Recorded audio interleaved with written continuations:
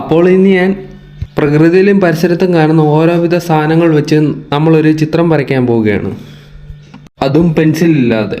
രാവിലെ തന്നെ ഒരു കാപ്പിയും കുടിച്ച് ക്ലോക്കിലോട്ട് നോക്കിയപ്പോൾ അല്ലേ 11 മണി. പിന്നീട് കുറച്ചു നേരം വെളിയിലോട്ട് ഇറങ്ങി. വെളിയിൽ നല്ല തണുപ്പുണ്ടായിരുന്നു. പിന്നീട് പടം വരയ്ക്കാനുള്ള ബുക്കും നമ്മളെടുത്ത് ആദ്യമേ നമ്മളൊരു ചിത്രം വരയ്ക്കാൻ വേണ്ടി നമ്മുടെ കളിമണ്ണാണ് എടുത്തേക്കുന്നത്.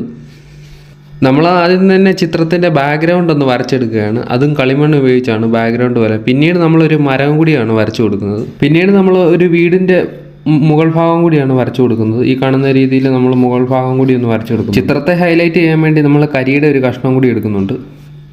പിന്നീട് അതുപയോഗിച്ച് നമ്മൾ മരവും വീടും എല്ലാം ഷെയ്ഡ് ചെയ്ത് എടുക്കുകയാണ്. അപ്പോഴാണ് ഇവൻ വന്നത്.